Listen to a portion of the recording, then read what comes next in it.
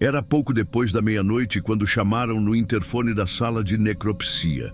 Mais um corpo na remoção externa. Plantão tranquilo até então, só eu e o auxiliar de necropsia. A iluminação branca, fria, o som baixo da impressora de etiquetas no canto. Temperatura constante, gelada, o suficiente para incomodar quem não está acostumado. Coloquei as luvas, o avental descartável, máscara e touca. O procedimento é sempre o mesmo: receber, conferir e registrar. No corredor, ouvi o barulho metálico das rodinhas do carrinho antes mesmo da porta abrir. 2 agentes empurravam o saco mortuário preto fechado. Entregaram a guia. Feminino, sem identificação, possível atropelamento. Local de recolhimento. Avenida movimentada, sem testemunhas diretas. Assinei o recebimento, conferi o número do caso no sistema. Tudo certo. O corpo foi colocado na mesa de aço inoxidável. Paredes laváveis, luz direta acima, nenhuma sombra estranha. Só o ambiente funcional de sempre. Antes de abrir, fizemos o que chamamos de avaliação externa preliminar. É rápido. Verificar roupas, objetos pessoais e anotar o que estiver junto ao corpo. Nesse caso, nada. Sem documentos, sem bolsa, sem celular. Roupas comuns, calça jeans escura, blusa de malha clara, rasgada em alguns pontos pelo suposto impacto. Sapatos não estavam mais nos pés e isso já chamou atenção. Em atropelamento, é comum perder o calçado, mas normalmente eles chegam junto no transporte. Não era o caso. Anotamos e seguimos. O auxiliar começou a cortar a roupa com a tesoura apropriada, sempre preservando o máximo de tecido possível. É nessa hora que normalmente o corpo ainda é apenas mais um caso. Você está focado em cumprir o protocolo, não em criar vínculo. A ficha indicava múltiplas escoriações e trauma torácico. Nada fora do padrão. Mas quando retirei a blusa e fiz a limpeza superficial, vi uma tatuagem pequena, discreta, na lateral das costelas, bem próxima à região inferior do seio esquerdo. Um desenho simples, uma estrela minúscula, com 3 pontos alinhados abaixo. Parei por uns segundos, segurando o algodão embebido, não pelo choque cinematográfico que muita gente imagina, mas porque conhecia aquele desenho. Eu já tinha visto de perto, 2, 3 vezes. Era de uma ex-namorada. Uma tatuagem que ela fez escondida da família, numa fase ruim. Eu não a via há mais de 2 anos. A última vez foi numa tentativa frustrada de ajudá-la a procurar tratamento. Ela tinha histórico de crises, sumiços repentinos. Depois da última briga, nunca mais entrou em contato. E agora, eu estava ali. Não falei nada. Não tinha para quem falar. No IML, não existe espaço para esse tipo de conversa. Você continua, mesmo que esteja com a respiração mais curta. Continuei. Comecei a examinar com mais atenção. As escoriações nas pernas e nos braços eram superficiais, compatíveis com queda ou arrasto leve. Mas havia algo errado. Hematomas roxos na parte interna das coxas e nos braços, alguns com coloração que indicava pelo menos uns 2 dias antes da morte. Hematomas não compatíveis com atropelamento recente. Na região do pescoço, sob a pele ainda um pouco rígida pelo frio, percebi marcas circulares, pequenas, quase simétricas, como se fossem impressões digitais. Marcas equimóticas na região cervical são um alerta imediato para estrangulamento. Anotei mentalmente, segui com o exame. O tórax tinha fratura em 2 costelas, mas sem o padrão de múltiplas fraturas que um impacto veicular costuma causar. Além disso, não havia arranhões profundos ou lacerações que indicassem contato violento com o asfalto. O atropelamento não se sustentava.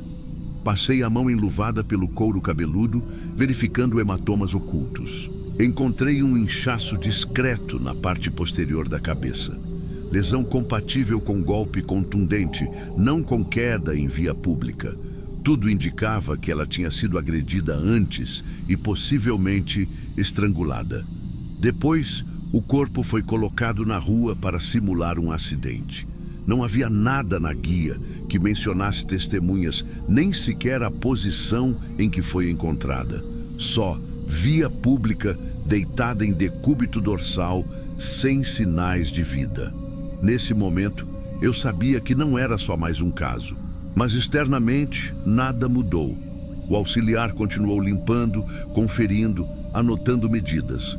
Eu mantinha a voz neutra, sem pausas longas demais.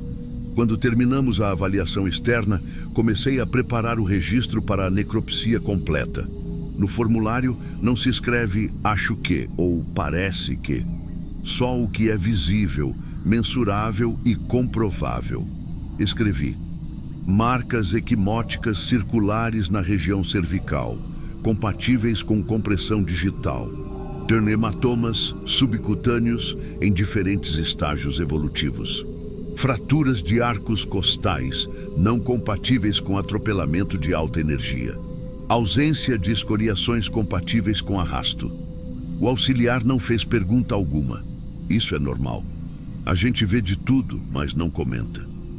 Quando terminei essa primeira parte, dei um passo para trás.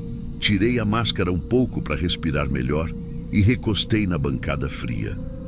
Não olhei para a tatuagem de novo. Sabia que se olhasse, ia ser mais difícil manter o tom profissional. A parte interna da necropsia ainda estava por vir. E como manda o protocolo, eu seria o responsável por abrir, examinar e registrar cada detalhe. A ficha dela continuava dizendo feminino não identificado, mas eu já sabia exatamente quem era. Coloquei as luvas novas. Trocar é obrigatório antes da abertura. O auxiliar preparou os instrumentos: bisturi, serra oscilante, pinças, tesouras. Tudo alinhado na bandeja de aço. Na necropsia interna não existe espaço para distração. Cada corte segue uma ordem. Comecei pelo acesso torácico. O som da serra cortando o externo preencheu a sala. Um barulho constante que quem trabalha no IML aprende a ignorar. Abri a cavidade. O primeiro passo é inspecionar os órgãos internos: pulmões, fígado, coração.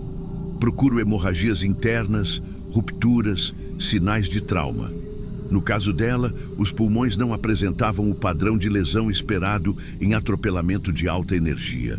Não havia contusões múltiplas, nem áreas extensas de hemorragia alveolar. O que havia eram focos pequenos, localizados, coerentes com compressão externa, não impacto massivo. O coração estava íntegro, sem rupturas nas câmaras, sem tamponamento cardíaco. Mais um indício contra a hipótese inicial. Passei para a região abdominal, fígado e baço preservados, sem ruptura. Em acidentes, é comum encontrar lesões nesses órgãos, mas não era o caso. O auxiliar anotava tudo, sem levantar os olhos. Só o som das luvas raspando no aço e o zumbido baixo da lâmpada fluorescente sobre a mesa. Deixei a cabeça por último. É um procedimento que exige atenção. Fiz a incisão no couro cabeludo, retraí a pele e examinei. A lesão posterior que eu tinha sentido antes se confirmou. Hemorragia subgaleal, compatível com golpe direto. Fratura discreta no osso occipital, sem penetração. O tipo de lesão que poderia ter sido causada por uma queda forçada ou pancada com objeto rombo. Quando cheguei à musculatura do pescoço, a dúvida acabou. Hemorragia nos músculos esternocleidomastoideus e nas cartilagens da laringe. Sinal clássico de estrangulamento manual. Não era atropelamento, não havia margem para interpretação. Continuei o exame até o fim, sem alterar o tom de voz. No formulário, as palavras eram diretas. Lesões compatíveis com asfixia mecânica por compressão cervical. Ausência de sinais compatíveis com impacto veicular de alta energia. Lesões cranianas e cervicais indicam agressão física prévia ao óbito. Não escrevi uma linha sobre a tatuagem. Não escrevi nada sobre reconhecê-la. No laudo, ela continuava sendo feminino não identificado. A parte de investigação caberia à polícia. Fechei o corpo seguindo o protocolo. Reposicionei os órgãos, sutura simples, limpeza final. A pele fria sob as luvas me deu aquela sensação conhecida de "isso não tem volta". O auxiliar lacrou o saco mortuário, fixou a etiqueta com o número do caso e a data. Eu assinei o laudo parcial e encaminhei para revisão. 2 dias depois, consultando o sistema por outro motivo, vi o nome dela. Confirmaram a identidade. A foto do RG apareceu na tela e não deixou margem para dúvida. Era ela. Nenhuma anotação indicava suspeito preso. Só investigação em andamento. Não senti nada parecido com alívio ou tristeza explícita. É difícil explicar. No IML, a gente aprende a não abrir espaço para emoção, porque ela cobra caro depois. Mas aquela tatuagem ficou na minha memória como se tivesse sido feita na minha própria pele. Naquele plantão, fui a última pessoa a tocar nela. E da primeira vez que isso aconteceu, ela ainda estava viva.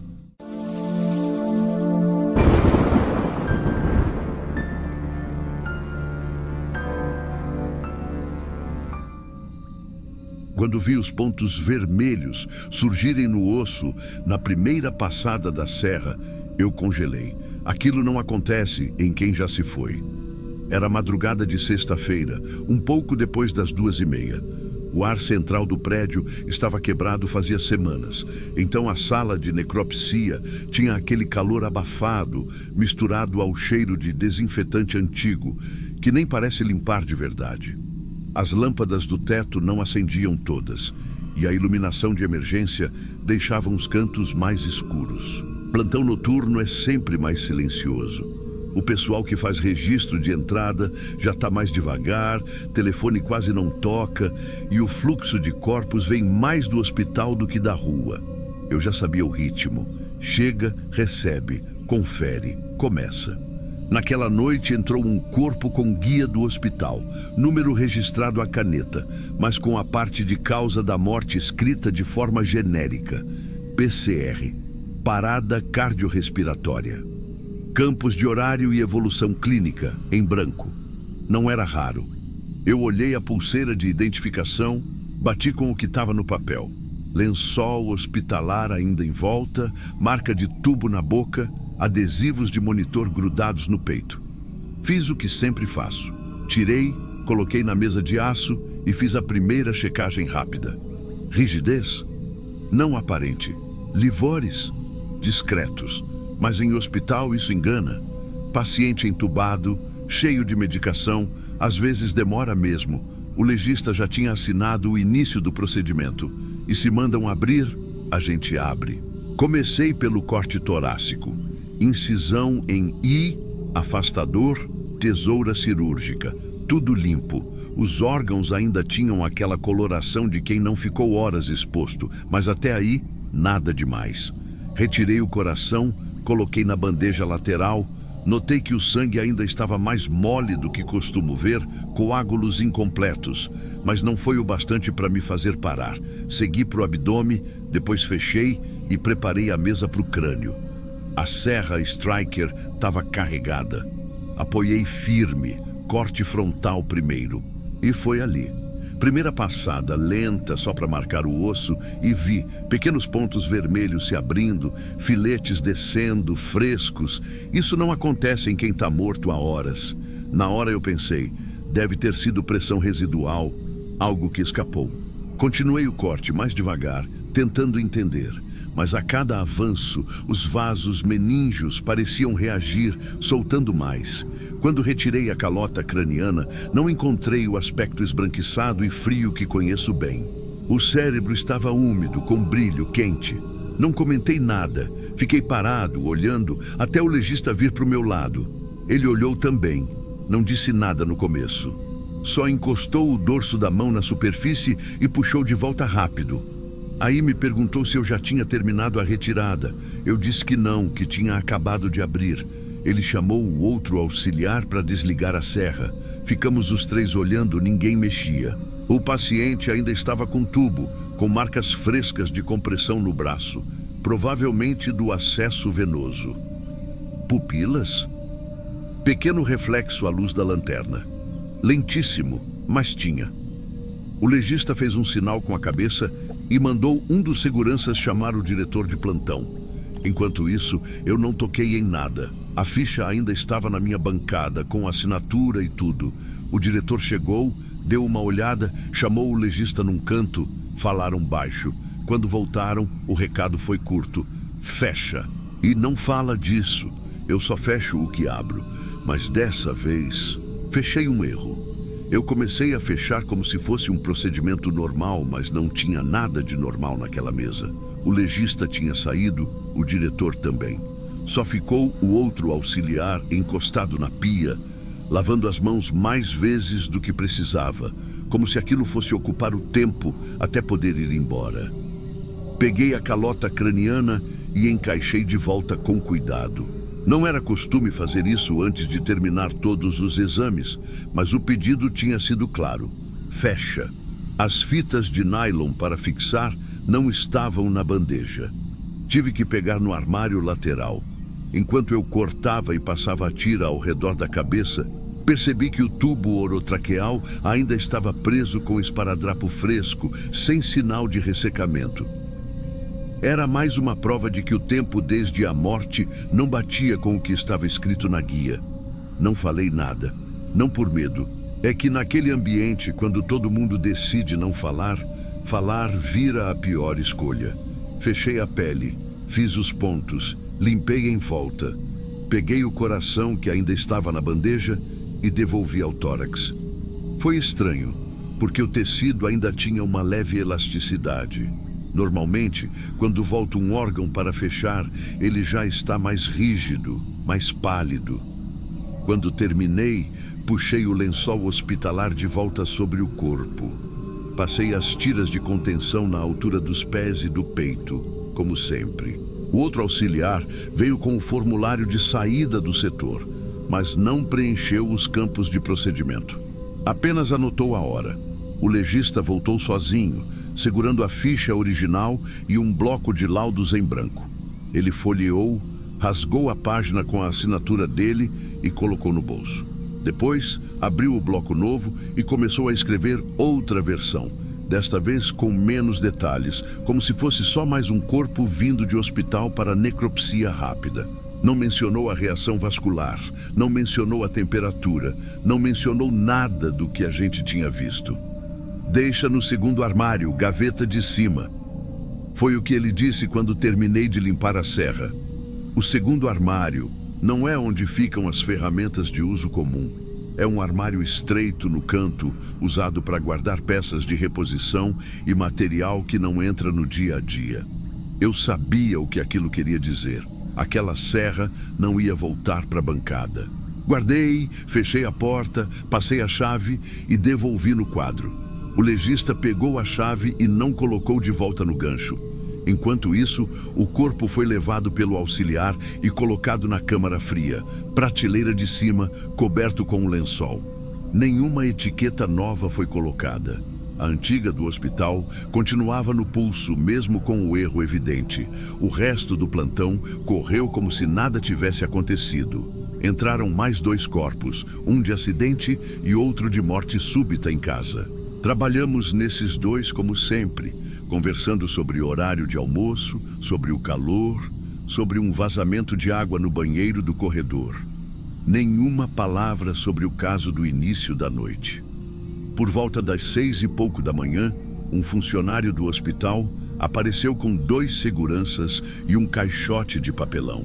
Dentro, uma pasta de documentos e uma sacola com pertences pessoais.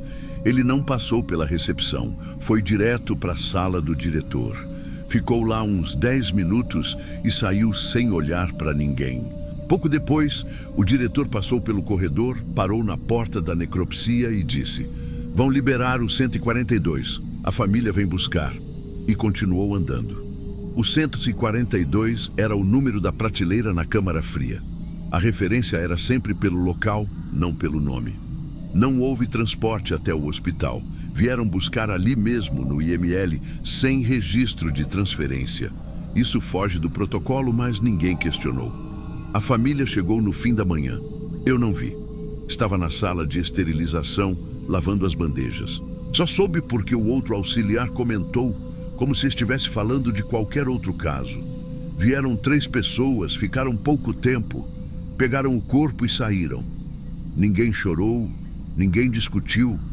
Entraram, assinaram um papel e foram embora. No final do expediente, quando eu estava tirando o avental e guardando as luvas, vi o legista no corredor, fechando a pasta de laudos.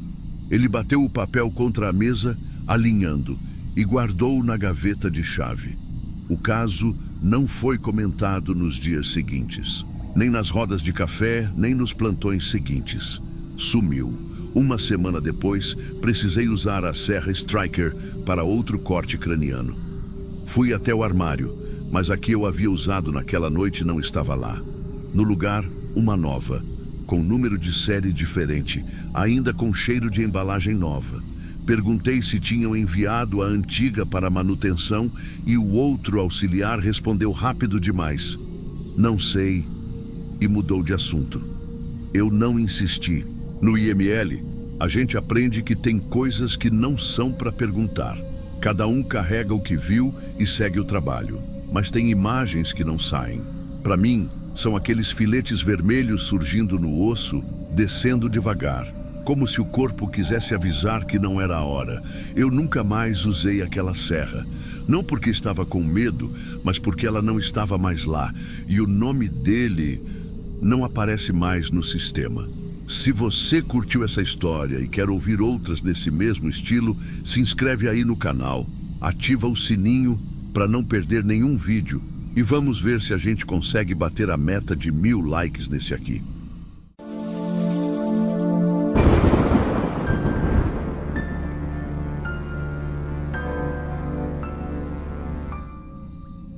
Era começo de plantão quando chamaram no sistema interno que tinha chegado um corpo para identificação. Homem, sem documentos, início de decomposição, mas as mãos estavam íntegras, o que para a papiloscopia é quase um alívio. Peguei o kit e fui para a sala. Bancada de aço, iluminação fluorescente, computador ligado nos 2 bancos de dados, o civil e o criminal. É sempre no mesmo esquema. Limpeza mecânica da superfície dérmica, secagem com ar frio para evitar deformação da fricção, aplicação do reagente negro de ninidrina e coleta. Sequência padrão, indicador direito, indicador esquerdo, polegar direito, polegar esquerdo, depois os demais. A primeira digital que coletei do indicador direito saiu perfeita. Marcação clara das cristas e vales, sem áreas borradas. Fiz a varredura direta no sistema criminal. Sem resultado. Normal. Pode acontecer. Rodei no civil. Nada também. Interestadual, mesma coisa. Anotei e segui para o próximo dedo, sem perder tempo. O indicador esquerdo, aí veio a primeira estranheza. A imagem digitalizou normalmente. Mas quando executei a busca, o retorno foi imediato e deu positivo. Não era comum uma resposta tão rápida, e menos comum ainda. Pertencia a uma mulher, 37 anos, com cadastro atualizado há 2 meses. E viva. A primeira coisa que pensei foi erro de leitura. Pode acontecer por sujeira no leitor, por resíduos químicos da preparação ou até por distorção mínima na coleta. Limpei o equipamento, passei álcool isopropílico na lente, reiniciei o software e refiz a digital. Mesmo resultado, mesma mulher. Olhei para a mão de novo. Anatomicamente não havia nada de estranho. Tonalidade, proporção, musculatura. Era a mão de um homem, compatível com o corpo na bancada. Mas o sistema não tinha essa informação. Continuei o procedimento tentando não me prender ao detalhe. Ainda tinha 8 dedos pela frente. Segui para o polegar direito. Coleta limpa, nitidez aceitável para um corpo em início de decomposição. Fiz a busca. Nenhum resultado. Até aí, nada fora do comum. Já vi muita gente passar pela mesa sem qualquer registro no banco de dados. Mas quando parti para o polegar esquerdo, outro retorno imediato. Dessa vez, de um homem de 62 anos, morador de outro estado, ficha criminal encerrada há 10 anos. Vivo. O padrão estava começando a se repetir. Um dedo com resultado positivo para uma pessoa viva e completamente diferente da outra. E o dedo seguinte sem registro algum. Mas não fazia sentido. As impressões digitais de uma mesma mão, pertencendo a indivíduos diferentes, é algo que fisicamente não acontece. Nem com transplante, nem com enxerto. E muito menos sem cicatrizes cirúrgicas. Afastei a cadeira, voltei ao corpo e examinei cada detalhe das mãos. Pele íntegra, sem cortes recentes, sem sinais de reimplante. As unhas estavam sujas, mas dentro do esperado. Peguei a lupa de bancada, conferi os pontos característicos. Tudo compatível com tecido vivo antes da morte. Mesmo assim, reiniciei o processo do zero. Zerei o registro do corpo no sistema, refiz a coleta do indicador direito. Sem resultado. Refiz o indicador esquerdo, a mesma mulher de 37 anos. Polegar direito, sem registro. Polegar esquerdo, o mesmo homem de 62 anos. Decidi testar um terceiro dedo da mão esquerda, o médio. Coletado, processado, resultado. Positivo para uma adolescente de 15 anos, ficha civil atualizada no mês anterior. A essa altura, eu já tinha 3 pessoas vivas associadas a uma única mão. E nenhuma delas compatível com o corpo que estava na bancada. Anotei tudo no relatório provisório, mas mantive o campo de observações em branco. Não era o momento de escrever hipóteses. Antes de avançar, quis tirar a possibilidade de contaminação física do leitor. Fui até a sala ao lado e peguei outro equipamento portátil usado em campo para levantamentos rápidos. Desconectei o fixo, instalei o portátil, calibrei e repeti a varredura completa. Os resultados se repetiram, exatamente iguais. Isso descartava defeito de leitura e indicava que o problema estava nas próprias impressões ou nos bancos de dados. E aí entrou outra questão. O sistema não permite que uma impressão digital esteja vinculada a mais de uma pessoa ao mesmo tempo. Se aparecia como pertencente a alguém vivo, é porque esse era o único registro oficial dela. O que significava que, teoricamente, as digitais que eu estava coletando não eram desconhecidas. Eram de pessoas perfeitamente identificadas, só que ainda vivas. A cada novo dedo que eu passava no leitor, a lista aumentava. No final da mão esquerda, eu já tinha 5 identidades diferentes. Todas atuais, todas de pessoas com movimentação recente no cadastro. E a mão direita, limpa. Nenhum resultado para nenhum dedo. Era como se pertencesse a alguém que nunca tinha sido registrado. Pensei em fraude. Já vi casos de adulteração de dados biométricos, mas sempre dentro de um mesmo indivíduo. Alguém tentando mascarar uma impressão, alterar um ponto característico. Mas esse caso fugia completamente do que é fisicamente possível. Olhei o corpo de novo, dessa vez com atenção a outras partes. As mãos eram simétricas, proporcionais ao restante do corpo. Nenhum desnível de cor na pele que indicasse diferença de tempo de exposição ao sol. Não havia como serem de outra pessoa. Anatomicamente, eram dele. Tecnicamente, não pertenciam a ele. Resolvi chamar o médico legista. Expliquei de forma direta. As impressões da mão direita não constam no sistema. As da mão esquerda estão dando retorno para múltiplas pessoas vivas, sem relação entre si. Ele franziu a testa, pediu para ver os resultados. Peguei o relatório parcial e mostrei. Ele não comentou nada na hora. Só pediu para chamar também o perito criminal responsável pelo plantão. Enquanto eles vinham, fiquei parado na bancada, olhando para aquelas mãos. Já tinha identificado milhares de corpos, nunca tinha visto nada assim. O perito chegou, ouviu o resumo e quis repetir ele mesmo a coleta de 2 dedos. Usou outro kit, outro reagente. Mesmos resultados. Não havia explicação técnica plausível. Foi aí que o legista sugeriu uma reunião rápida no gabinete do coordenador.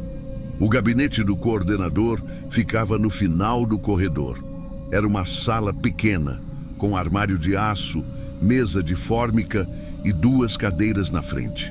No canto, uma cafeteira ligada, exalando o cheiro de café queimado. Entramos nós 3, eu, o médico legista e o perito criminal. O coordenador estava sentado, mexendo em um bloco de formulários, e só levantou a cabeça quando o legista falou: "Temos um caso que não está batendo com os protocolos de identificação." Fui direto ao ponto. Coloquei o relatório parcial na mesa com a listagem dos resultados. Expliquei a sequência, passo a passo. Chegada do corpo, sem identificação, em início de decomposição. Integridade preservada das mãos. Coleta padrão, reagente negro de ninidrina, secagem controlada. Mão direita, nenhuma correspondência no banco de dados, nem civil, nem criminal, nem interestadual. Mão esquerda, correspondências múltiplas, todas para pessoas vivas, sem relação entre si, variando idade, sexo e estado. O coordenador folheou devagar, passando o dedo pelo papel como se estivesse conferindo linha por linha. Quando terminou, fechou a pasta e perguntou: "O senhor garante que não houve erro de coleta?" Respondi que sim, e que não só eu, mas também o perito tinha repetido os testes com outro equipamento e outro reagente. Ele então perguntou se havia possibilidade de adulteração manual do banco de dados. Expliquei que não, porque cada correspondência estava vinculada a um cadastro biométrico ativo e com movimentação recente, o que significava que o sistema reconhecia como legítimo. O coordenador se recostou na cadeira, cruzou os braços e ficou alguns segundos em silêncio. Depois disse, no mesmo tom que usava para encerrar qualquer discussão de rotina: "Então, protocola como inconclusivo. Segue para a liberação." O perito tentou argumentar, mas nunca tivemos. Foi interrompido. "Protocola como inconclusivo." E encerra. O legista me olhou de lado, como quem entende que não havia mais espaço para conversa. Peguei o formulário, preenchi o campo de conclusão com inconclusivo, ausência de correspondência biométrica compatível com protocolo vigente. Assinei, registrei a hora e encaminhei para o setor de liberação. Não houve autópsia estendida. Não houve perícia complementar. O corpo seguiu para o setor de necrotério, com destino a sepultamento como indigente. Terminei o restante do meu turno sem abrir novamente o arquivo. No dia seguinte, fui ao sistema para tentar localizar o registro. Já tinha sido arquivado, com acesso restrito.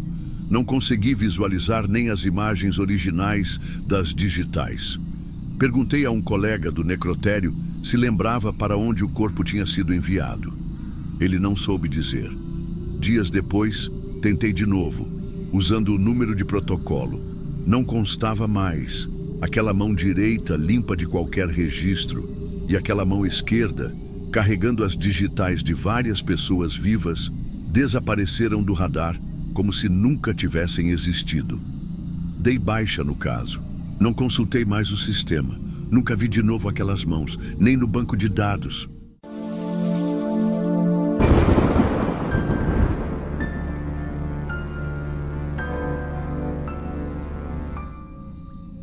A primeira lâmina veio com resíduos de ADP.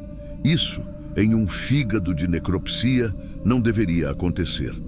Não com o tempo de óbito que estava no prontuário. Estava sozinho na sala de histopatologia naquela noite.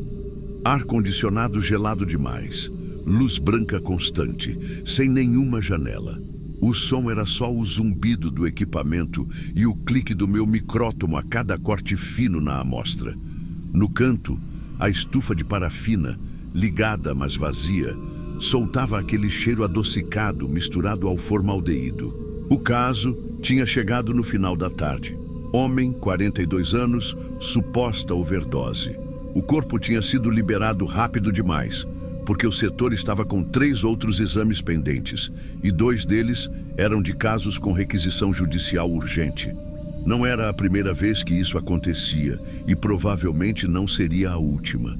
Mas o detalhe é que, nesse caso, a lâmina que caiu na minha mão não batia com a história no papel. Fixei o corte na lâmina, apliquei a coloração e ajustei o foco no microscópio. A primeira coisa que me chamou a atenção foi o padrão de oxidação. A estrutura das mitocôndrias ainda tinha integridade demais. E os resíduos de ADP, adenosina difosfato, indicavam atividade mitocondrial residual. Isso só acontece quando o tecido ainda estava metabolicamente ativo no momento da retirada. Pensei em erro de processamento. Pode acontecer. Se o fixador não pega de forma homogênea, a leitura pode ficar distorcida. Refiz todo o preparo, desde o início.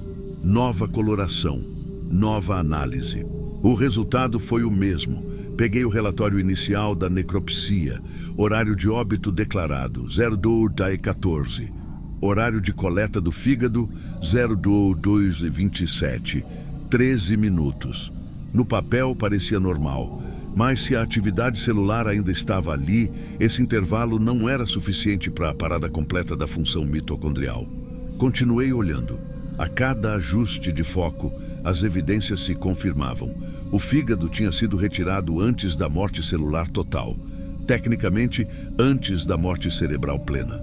Fiquei imóvel por uns segundos. Não por susto, mas porque estava calculando mentalmente a margem de erro. Só que não tinha margem. Os marcadores estavam claros demais. Fiz um registro no sistema interno. Nada alarmista, só os dados. Atividade mitocondrial residual em hepatócitos, presença de ADP, sugerida revisão da cronologia. Voltei para a bancada e preparei outra lâmina, duplicada. Não era protocolo, mas eu já tinha aprendido a fazer isso em alguns casos. Guardei num porta-lâminas pessoal, trancado na minha gaveta. Aquela noite seguiu como qualquer outra, pelo menos na aparência, mas eu sabia que tinha algo ali que não se encaixava. E pelo histórico, eu também sabia que dificilmente alguém ia querer encaixar. No dia seguinte, antes de ir embora, conferi o sistema. O meu registro estava lá, intacto. Achei que talvez alguém do setor de patologia forense ou mesmo o legista responsável fosse entrar em contato. Não aconteceu. Terça-feira, nada. Quarta também não. No quinto dia, abri o sistema para revisar laudos de outros casos e procurei pelo registro. Não estava mais lá. Pesquisei pelo número do protocolo, pelo nome do indivíduo, até pelo código interno do exame. Nada. Era como se aquela lâmina nunca tivesse passado pela minha bancada. Isso não era novidade para mim. Já tinha visto resultados sumirem antes, sempre de casos em que algum detalhe poderia complicar o desfecho. Aqui, o complicar era grave. Significava assumir que um órgão foi retirado de alguém que, tecnicamente, ainda apresentava atividade vital. Eu poderia ter deixado quieto. Tecnicamente, eu não tinha obrigação de investigar nada. Sou perito biomédico, faço exame, registro, envio. Mas aquela imagem das mitocôndrias ativas não saiu da minha cabeça. Não era interpretação, não era opinião. A célula não mente. Quem mente é quem digita. Voltei na sala de histopatologia de madrugada, num plantão mais vazio, para rever a lâmina duplicada que eu tinha guardado. A coloração ainda estava estável. Coloquei sob o microscópio e o padrão estava idêntico. Nenhuma degradação visível que pudesse me fazer duvidar. Pensei em conversar diretamente com o legista que assinou a necropsia, mas sabia que não adiantaria. No IML, certas perguntas não recebem resposta. E quando recebem, não é a resposta que você quer ouvir. Conferi os horários de coleta novamente no relatório impresso que eu tinha copiado. 13 minutos. Um intervalo que, em teoria, não é suficiente para a completa desnaturação enzimática. A mitocôndria continua liberando energia por um tempo, mas ali havia mais do que um resquício. Havia uma atividade clara. Se fosse só esse caso, talvez eu engolisse. Mas não era. Nos últimos anos, Eu tinha visto outros sinais estranhos, tecidos com padrão de necrose incompatível com o tempo de morte declarado, sangue ainda fluido demais em órgãos coletados horas depois. Coisas que, se colocadas no papel, pedem explicação. E ninguém quer dar. Comecei a reparar que nos dias seguintes o caso deixou de ser comentado nos corredores. Mesmo quando o nome do homem aparecia em algum documento, era como se passassem por cima rápido demais. Nenhum técnico, nenhum auxiliar, ninguém tocava no assunto. É assim que funciona. Se não se fala, não existe. Aquela semana terminou e o corpo já tinha sido liberado para sepultamento. O enterro ocorreu sem exumação, sem revisão, sem nada. Eu mantive minha rotina, mas cada vez que uma lâmina nova chegava, a primeira coisa que eu fazia era checar a integridade celular. Não importava se era fígado, rim, pulmão, eu procurava qualquer indício de atividade residual que não deveria estar lá. Um mês depois, outro caso me deixou desconfortável. Não tão claro quanto o primeiro, mas suficiente para me fazer guardar uma segunda lâmina. Comecei a fazer isso sistematicamente. Não é permitido, não é protocolar, mas ninguém fiscaliza de verdade. Eu rotulo de forma discreta, guardo em estojos pessoais e tranco no armário. Nunca mostrei a ninguém, nem para colegas próximos, porque no fundo sei que ninguém quer saber. Quem trabalha aqui aprende rápido que há coisas que o sistema prefere não registrar. Sobre aquele fígado, a duplicata ainda está comigo. Guardei no fundo de uma caixa com a data escrita à caneta e o código original riscado. Não que eu vá fazer algo com ela, só está lá. No fim ficou assim. Recebi um órgão, identifiquei atividade mitocondrial residual incompatível com a hora do óbito declarada, registrei, o registro sumiu. O corpo foi enterrado. E a única prova que resta é uma lâmina esquecida no meu armário. Não me pagam para questionar, só para relatar. Eu relatei. Ninguém respondeu. Hoje, eu sempre preparo uma segunda lâmina, só por precaução.